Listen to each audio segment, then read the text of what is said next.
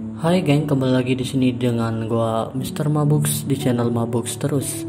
Ya, kali ini gua gak akan bawain tentang video berita update seperti biasanya. Jadi, ya untuk kali ini Mr. Mabuks akan membuat konten alur cerita film dari sebuah film yang berjudul Maharshi.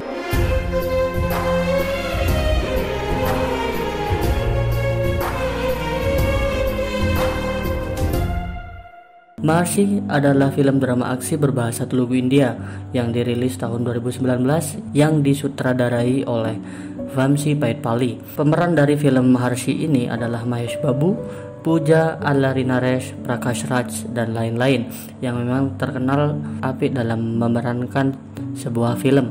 Film Maharshi ini mengangkat sebuah cerita dari sosok yang bernama Rishi Kumar yang memang terkenal sebagai miliuner muda yang sukses di bidang IT dan bertekad untuk mengabdi kepada petani di negara asalnya itu.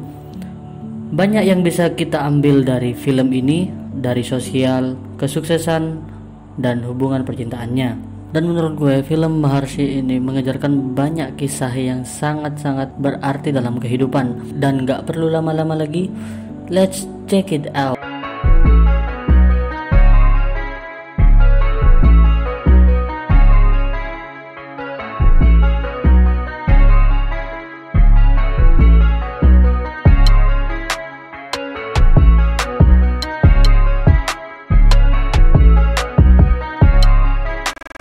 Film dimulai dengan seorang CEO yang mengadakan press conference atas pensiun dirinya dari Origins Group, suatu perusahaan yang besar menurut film ini.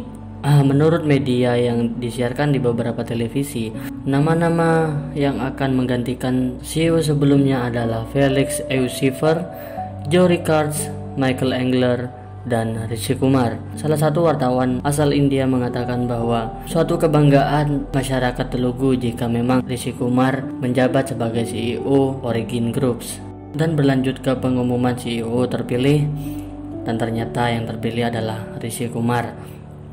Kemewahan dari kesuksesan seorang CEO dari Origin Groups yang baru saja dilantik ditampakkan di film tersebut yang wow.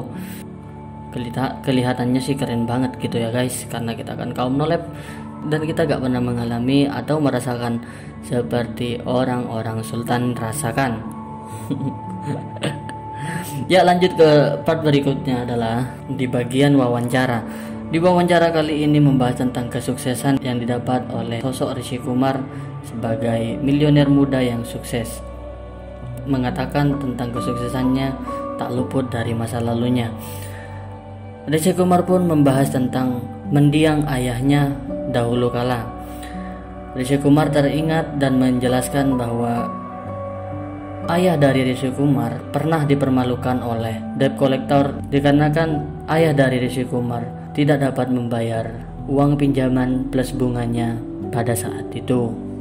Hingga akhirnya Rishi Kumar menguatkan tekad untuk bermimpi dan bekerja keras untuk mendapatkan apa yang telah digapainya sekarang. Wawancara pun usai dan scene berlanjut ke suatu bandara yang ternyata Rishi Kumar menjemput ibunya yang datang dari India untuk melihat anaknya yang sudah sukses menjadi miliuner muda di negara orang lain.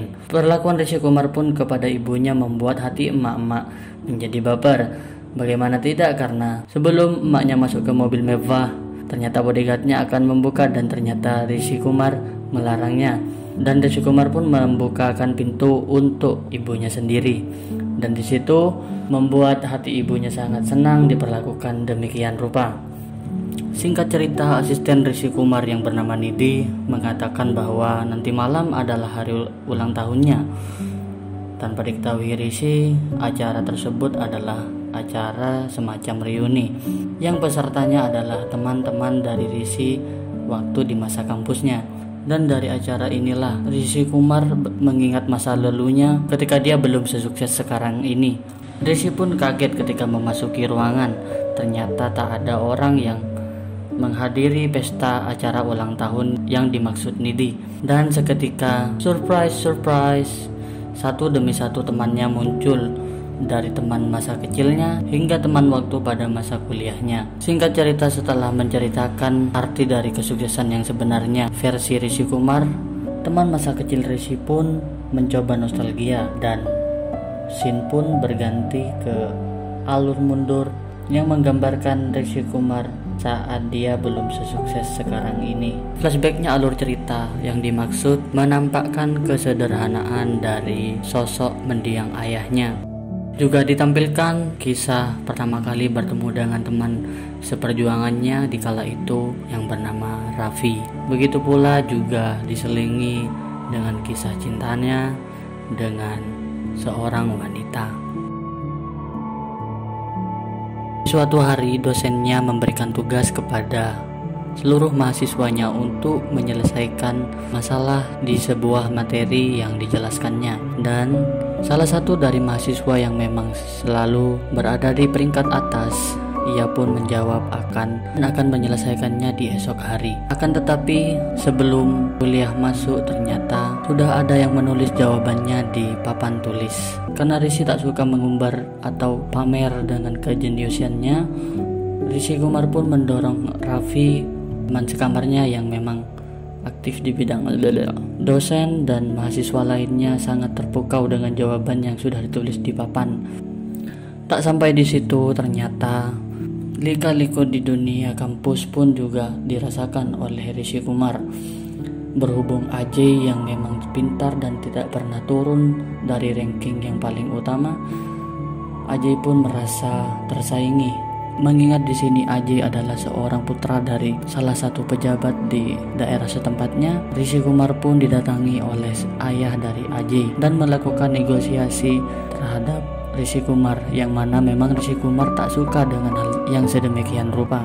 Dengan jurus ampuhnya yang sudah ditempuh di pencak silat pagar Nusa, hingga akhirnya Ajay dan Rishi Kumar pun berkompetisi secara sportif keduanya. Pada suatu hari, Ajay dan Rishi menghadiri program kerjasama kampus dan perusahaan besar bernama Origin Group. Dengan pedenya, Ajay menantang Rishi dengan mengatakan, "Cobalah mengalahkanku kali ini." Begitu ungkapnya. Beda dengan niat Ajay, Rishi datang bukan untuk melamar kerja.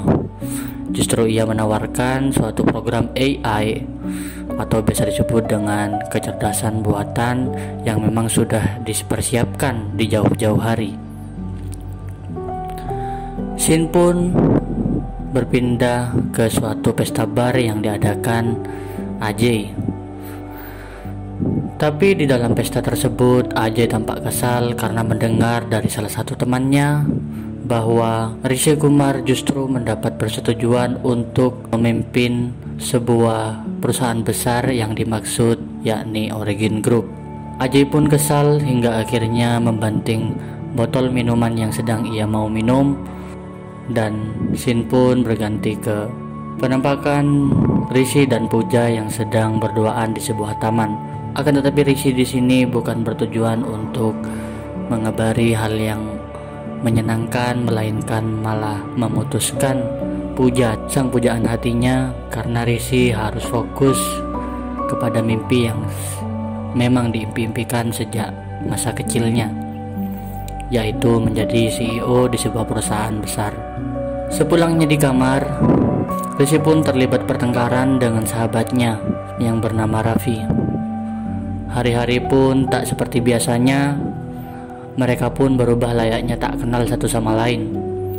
Tak cukup di situ, Rishi pun menerima fitnahan dan dinyatakan sebagai tersangka perusakan loker kunci jawaban, yang bukti-bukti semuanya menjurus ke Rishi.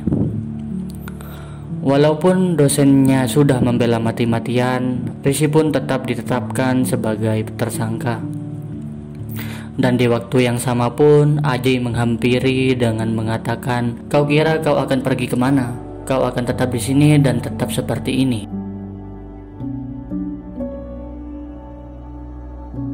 Dan selang beberapa waktu, polisi berdiskusi dan menyatakan bahwa bukan Rishi pelakunya, karena sudah ada mahasiswa lain yang mengakui itu sebagai pelakunya.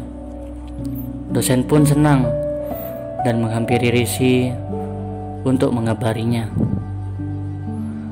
Dan Rishi pun pergi ke Amerika untuk meneruskan mimpinya. Singkat cerita, Shin pun kembali ke ruangan reuni yang diadakan asisten Rishi. Dan Rishi pun menanyakan Pooja, mantan kekasihnya, dan dosen pun menjawab bahwa dia menjadi developer game di sebuah perusahaan. Tapi setelah jawaban tersebut, teman Rishi pun bertanya bagaimana dengan Raffi. Rishi pun menjawab, itu adalah bagian terburuknya. Dia marah padaku karena memutuskan Pooja.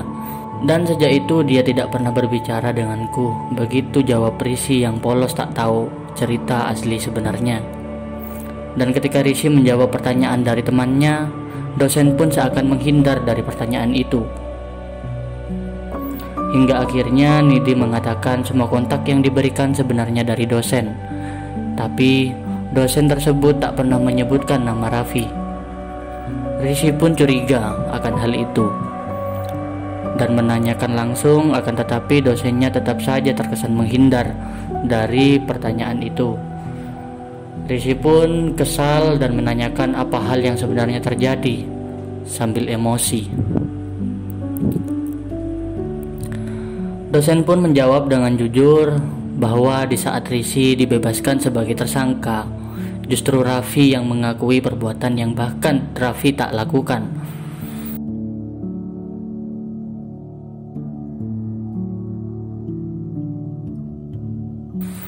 Rishi pun kesal karena baru tahu hal itu, dan hari itu Rishi merasa dirinya tidak sukses karena pahlawan di masa lalunya pun Rishi baru mengetahuinya. Hari demi hari pun berlalu, tapi Rishi seakan mempunyai beban yang sangat mendalam dalam hidupnya. Perlakuan Rishi terhadap emaknya yang berada di apartemen mewahnya pun terkesan berbeda dari hari biasanya. Hingga emaknya menanyakan sebenarnya kamu ada apa. Dan Rishi pun menjawab apa yang memang dirasakan olehnya dan meminta izin untuk menemui Raffi. Hingga akhirnya Rishi pun memutuskan untuk menemui Raffi. Yap, untuk video selanjutnya mungkin ada di part 2. Jangan lupa diklik like, komen, dan subscribe jika kalian memang suka dengan tema konten yang seperti ini. See you.